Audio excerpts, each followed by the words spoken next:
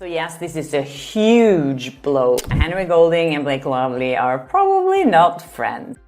Justin Baldoni has officially gone nuclear on Blake Lively in court, tearing apart her facade with brutal revelations. From Harvey Weinstein's lingering shadow to Henry Golding's quiet refusal to play along, the secrets he exposed are dragging this case into darker, messier territory than anyone expected. But yeah, Henry Golding and Blake Lively are probably not friends. Then came Adam Munchin's testimony, a bombshell that shoved Blake even further into the pit she dug herself. Every word was another nail in her crumbling credibility, and the courtroom walls felt like they were closing in. It's my gut instinct, and they're not going to like that she smeared him as just a best friend who was trying to get a look at her vat. Remember when Blake Lively and Justin Baldoni were Hollywood's golden pair? Smiling side by side, hyping It Ends With Us, acting like they were best friends on and off the set? Fast forward to now, and it's pure disaster. Like watching the Titanic sink, except Blake somehow managed to hit every single iceberg on the ocean floor. Big story today that one of Blake Lively's co-stars from It Ends With Us has come out and said that she is basically lying. And this isn't some petty disagreement. Blake stormed into court pointing fingers, screaming about unsafe working conditions, like she was auditioning for a Lifetime melodrama. Justin, who'd kept quiet for months, finally snapped, and his counterattack was devastating. Watching Blake's credibility unravel has been more satisfying than hate watching the finale of a bad TV show. But this fight isn't just two stars throwing punches. It's Hollywood's dirty laundry being aired in public. Backroom deals, manipulative PR schemes, and a desperate actress clawing to stay relevant. Blake didn't just lose her case, she detonated her own empire. 100 times the star power and regular power of anybody on that set was sitting there naked going, somebody please get me a cover. Multiple requests, get me a cover, get me a cover. And everyone just blew her off like, screw her. Point Blake Lively is basically teaching a masterclass on how to destroy your own career in real time. And the best part? Justin Baldoni barely had to lift a finger. She's imploding all by herself. Case in point, the most embarrassing. Hollywood backfires since Cats pretended to be a serious movie. Blake's genius team thought it would be brilliant to tie Justin Baldoni to Harvey Weinstein. Talked about how Harvey Weinstein came out and supported Justin Baldoni. I think it was TMZ who quoted him directly saying that he felt it hit him hard when he read what New York Times had done to Justin Baldoni, and he felt that they did the same thing to him. Because nothing says win public sympathy like screaming, he's friends with the biggest creep in Hollywood. So when Vanity Fair ran a headline claiming Weinstein was backing Baldoni, Blake's camp popped champagne like they'd just won the war. This did not look good for Justin Baldoni. You don't want to be in the same camp as Harvey Weinstein, who's a known predator, and has over 80 women coming out against him. Justin Baldoni has one woman claiming things, and we haven't seen any evidence of it yet. Except reality check. In April 2025, Vanity Fair had to publish a giant, flashing correction. Turns out Weinstein isn't supporting Justin Baldoni at all. In fact, Weinstein's own representative admitted he had no connection, except to say he's only ever had the warmest interactions with Blake and Ryan Reynolds. Talk about a plot twist. So there you go, Blake. You have the support of Harvey Weinstein. You seriously cannot make this up. Blake's team threw a boomerang and stood there stunned when it came flying back and smacked them in the face. To make it worse, Harvey Weinstein, the last name anyone wants near them, is about to start a brand new trial on April 15th, 2025. So instead of Justin looking shady, Blake looks like she's cozying up with Hollywood's most notorious predator.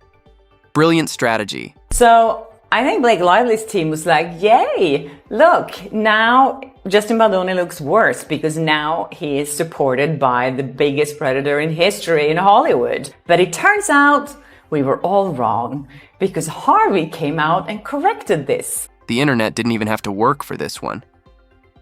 Blake handed them the meme material on a silver platter.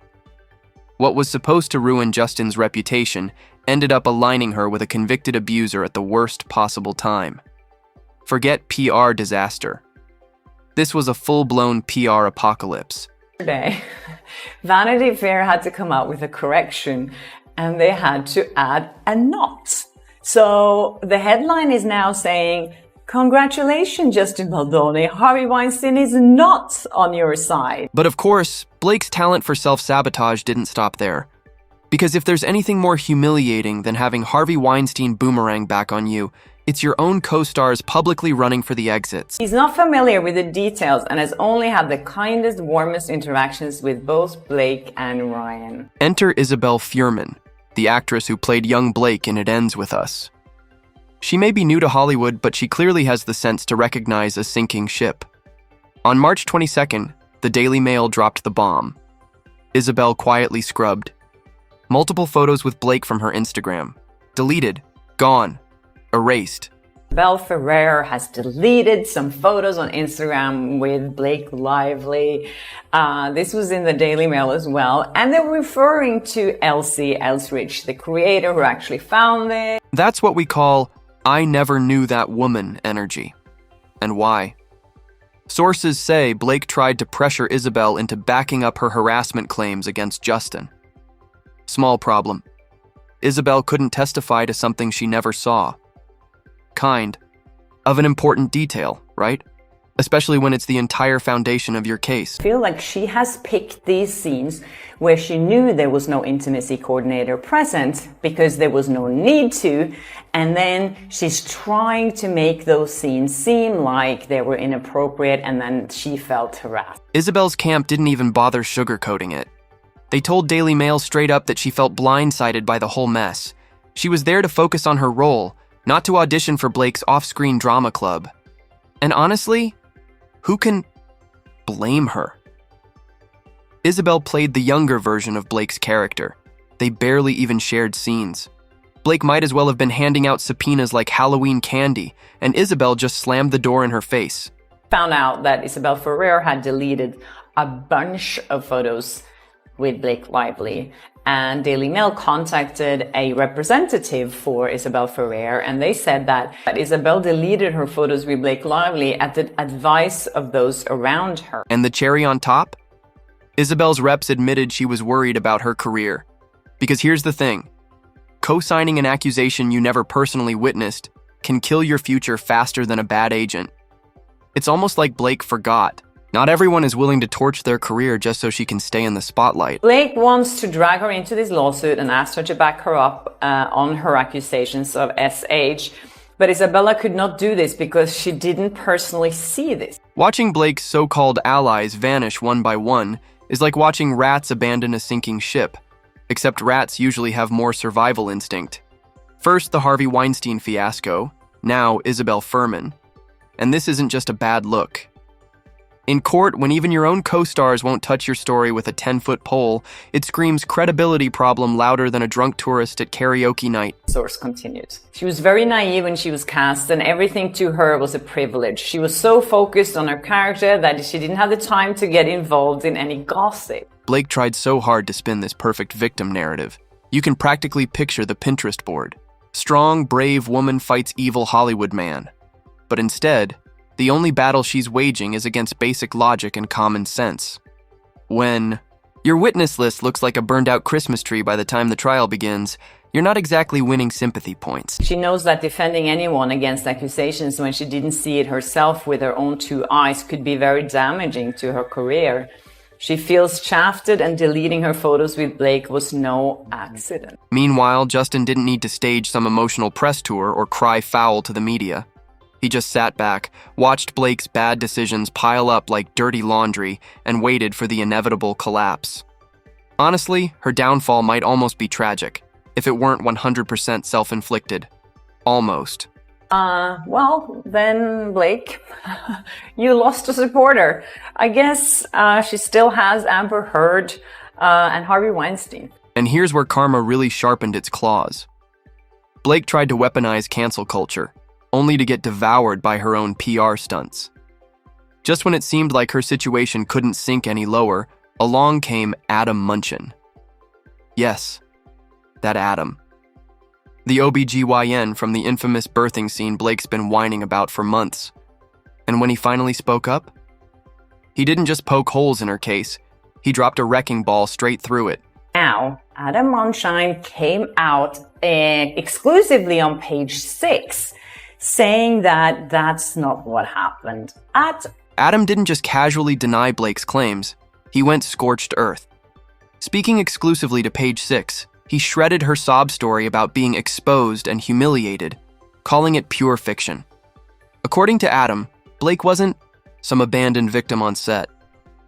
She was in a full hospital gown, black shorts, and a giant fake pregnancy belly. You know, exactly like every actress who's ever filmed a hospital scene in Hollywood. 6, that I'm not going to speculate as to Ms. Lively's motivations for mentioning me in the complaint. Needless to say, my experience working with her is very different than the one she described in her lawsuit. But wait, it gets better.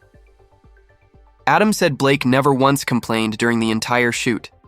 Not a word, not a sigh, not a hint of discomfort. It was all fine. Until suddenly it wasn't.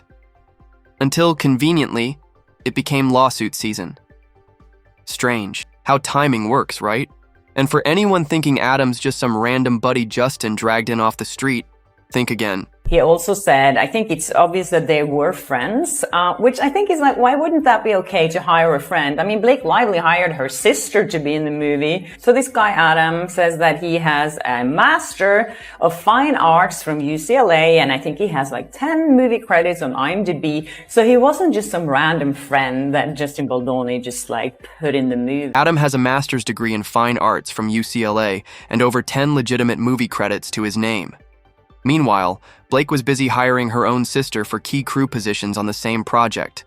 But sure, let's all pretend Blake is the one setting the gold standard for professionalism. The way that Blake Lively is describing this scene at all. She said in her lawsuit that that Baldoni cast his best friend in the intimate role of her object during the birth scene, and it was invasive and humiliating. And here's the kicker. Adam isn't just talking to the press. He's ready to testify under oath. Good luck spinning that one, Blake. There's nothing quite like having the man you accused calmly explain to a judge that you were wrapped up like a burrito the entire time. Blake's lawsuit is collapsing faster than a dollar store cookie, and Adam Munchin just stomped it into crumbs.